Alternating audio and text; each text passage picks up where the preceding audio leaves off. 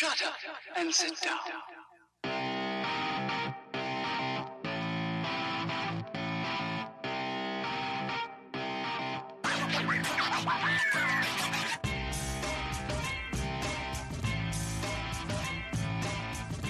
Welcome to the Bricks King podcast, where I'm going to bend your ear about Lego, review those amazing bricks of plastic, and discuss what is new and up and coming around the Lego world. I'm your Minifigure host, Matt.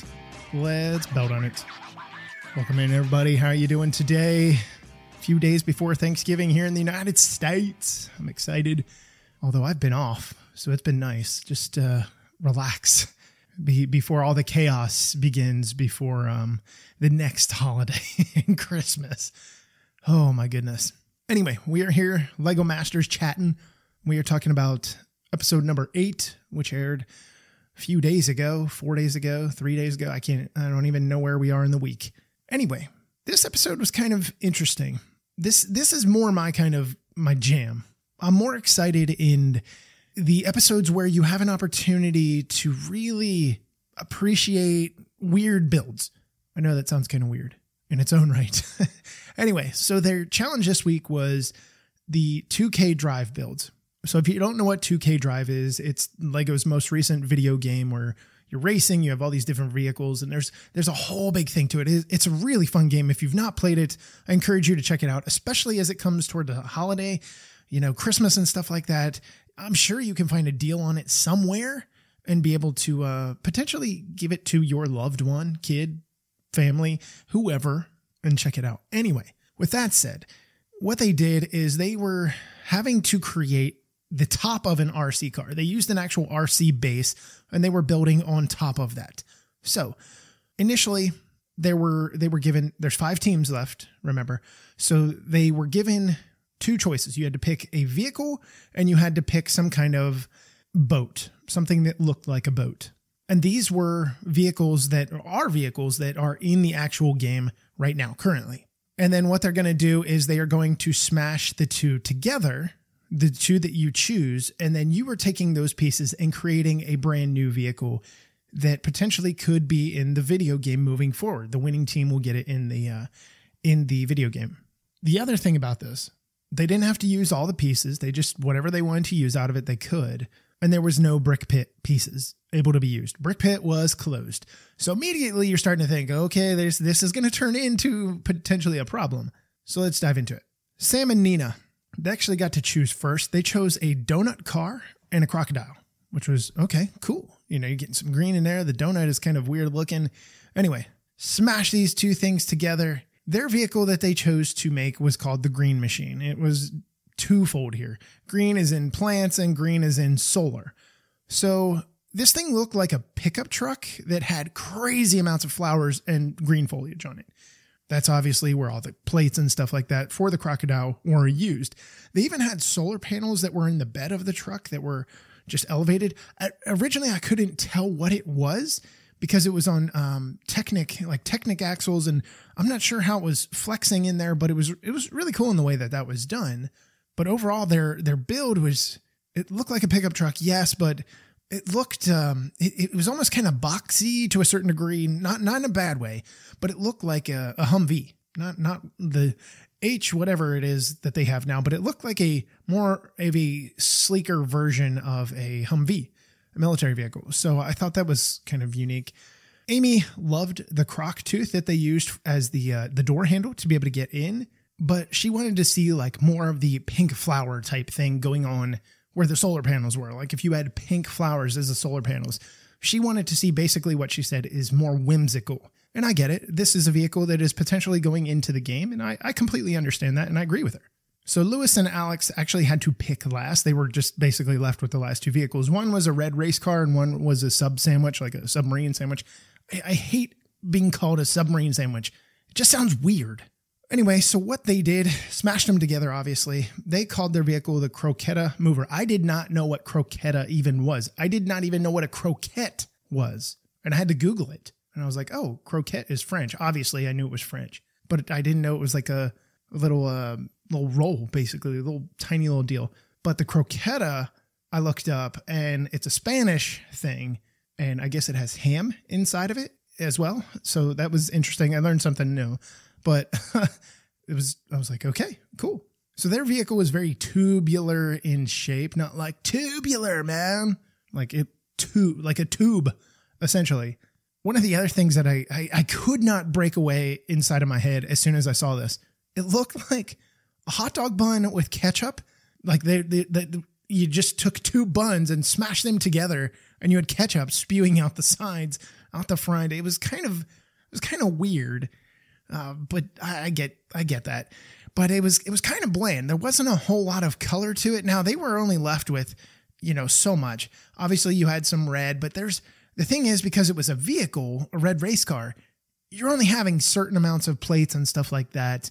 It's completely different. Now, it had the sub sandwich been red, that would have been completely different. You would have had a lot more to work with, or anyway, vice versa. So Jamie had mentioned that it looked really top heavy, and it kind of was. It just looked as if it was going to roll over, which was kind of odd in its own right.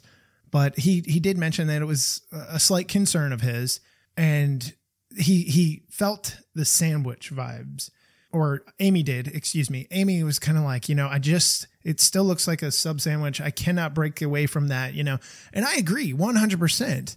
But, again, it's unfortunate they had to go last. So Christopher and Robert, they chose the blue buggy and the fan boat. This was an interesting mashup. Theirs was called the Fantastic Flamin' Sharkatron. Of course it was. And Christopher gave this whole big, over the top type thing that he always does, which is just kind of comical in its own right. So after they presented this, I immediately said to myself, this is what a vehicle in the game should look like. Look like a shark, had a jaw, had a tail, had, the fin, the whole body. It was really, really uniquely done. It had this blue and black exterior. It had magenta mouth, and the teeth were of a magenta color. It had turbines in the rear. It had other really fun decorative elements and stuff like that. Like some of the tubes that they used along the sides to kind of get like, oh my goodness, they're not their lungs, their gills. Thank you. My brain just helped me out there for a second. I got lost. Anyway, so that was really neat. One of the things, though, that the judges really kind of loved about it was, Amy was, I believe, the first one to mention this. It was blue, but they had black in there. And the black basically kind of, as if, like she said, while it was used mainly as a structural component, it was kind of hidden away because of how it was attached underneath the blue, not literally underneath plate on plate, but below. So it accentuated where it needed to have strength, but at the same time, it didn't take away as far as the color. And you could definitely see that. After they pointed it out, I really noticed it even more so, but she loved it. Jamie was a big fan that it was a non-boxy shape, is what he said, not boxy shape. So that, again, continuing to put on a strong performance, moving, towards the end of this thing. Paul and Nalita, they chose a white car and a brown boat. They created this thing called a swamp road vehicle. A lot of brown on this thing, but it felt like, yes, it's going mudding. If you don't know what mudding is, you take any kind of vehicle really, and you go out in the mud and you're doing donuts in it. You're just having a blast in it. And you come out and your vehicle is just covered in mud. And then you get to go down the road like that. It's so much fun. Anyway, that is kind of where that went. They had a really tall cab, and they had glass pieces here, and they used that as this big windshield. And, it kind of looked like, obviously it's an off-road vehicle, but it looked like a big kind of like a hopped up truck.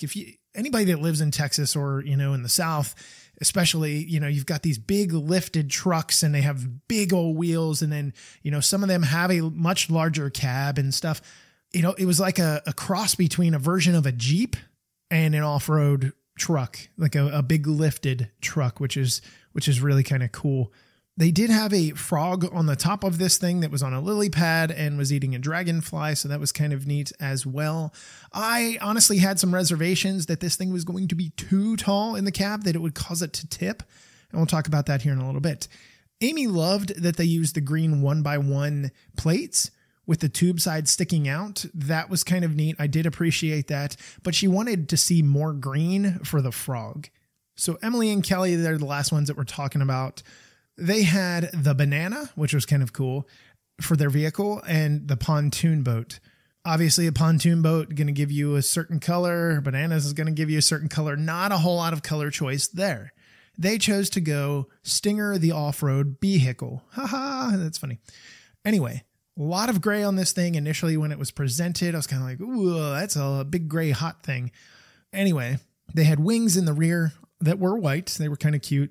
They were tiny in comparison to the overall vehicle, but they were kind of cute in the way that it was done. If you think about bees' wings, maybe you don't, I guess like a honeybee, their wings are actually pretty large in comparison to their body.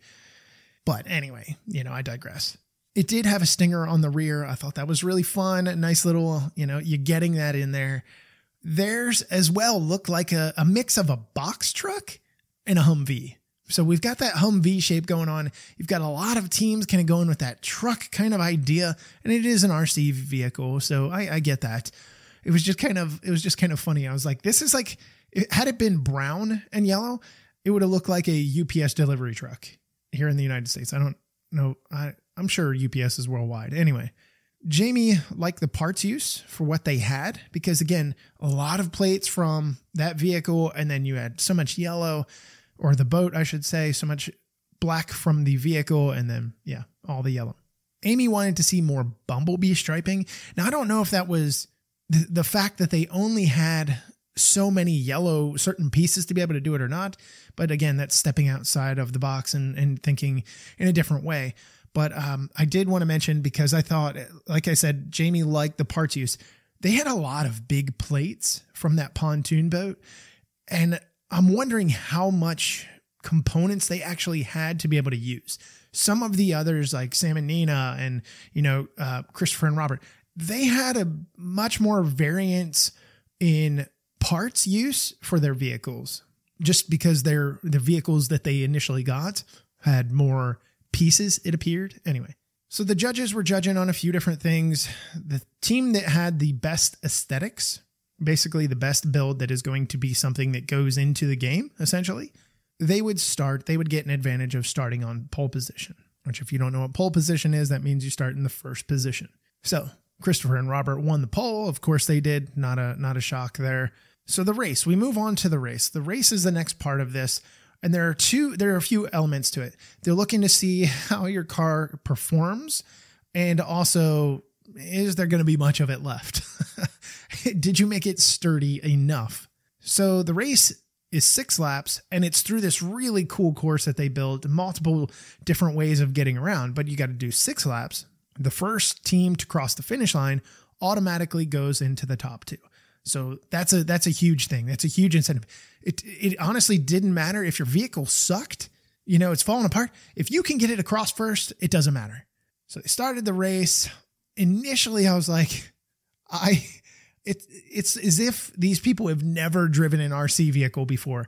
Aside from Christopher, aside from Nalita, the rest were just kind of a hot mess all over the place. And the other teammates, they were considered the quote unquote pit crew. And if the vehicle was knocked over, they were there to go pick it back up, put it on its 4 wheels, and continue going. Christopher was absolutely killing it. He was just a wild man. He was just going, and he was nice and smooth. And really the only time that he kind of messed up is when he had caught up to slower vehicles. And there were a lot of slower vehicles. Lewis and Alex, one of the things that I noted, like mid-race, mid-production of like this 5 minutes, they weren't doing super well. The car kept falling apart. There was one time when it tipped. I think it tipped on its left side. And like essentially the whole top of the bun is what it looked like. It came off. It was not very pretty. Chris was an absolute maniac. I mean, he's laughing. He's absolutely having a blast, just loving it. And Emily's just yelling, Christopher. It, kind of angrily, kind of irritated more so. And it literally sounded like she was yelling at kids. Like, you're yelling at your kids to stop something. It was kind of funny, but they had the cutaways and stuff of the cast members, and they're just kind of like, oh, and Emily, and just yelling. And I'm like, yeah, that was kind of obnoxious. Anyway, Chris dominated this thing without a doubt. Nalita finished second. Sam, who was driving for his team, finished third. Emily finished fourth, and Alex finished in last place. So anybody that watched this, first off, if you did watch it, did you notice at the end, after Christopher crossed, they played the song at the end of the movie from Days of Thunder when Cole Trickle, who was Tom Cruise, won the race at the end? I was like, I immediately knew it. I've seen Days of Thunder. It's from 1990, if you don't know. It's one of those weird things that I just know movie years for some stupid reason. It's a math thing, I guess. It's a numbers thing for me. Anyway, I was kind of like, oh my God, that is great. So they played that. So if you didn't see it, that was kind of cool. Since they won the race, they had to be chosen, right? They had to be, the judges had to choose which vehicle is going in the game, which was the best overall. It was theirs. So Christopher and Robert, sorry, it was theirs, not a shock there. And then they chose, really who was the best overall. I mean, there was no top two today. It was just the best overall. Aesthetics, performance, all that kind of stuff. Or not performance, aesthetics, and I guess performance to a certain degree.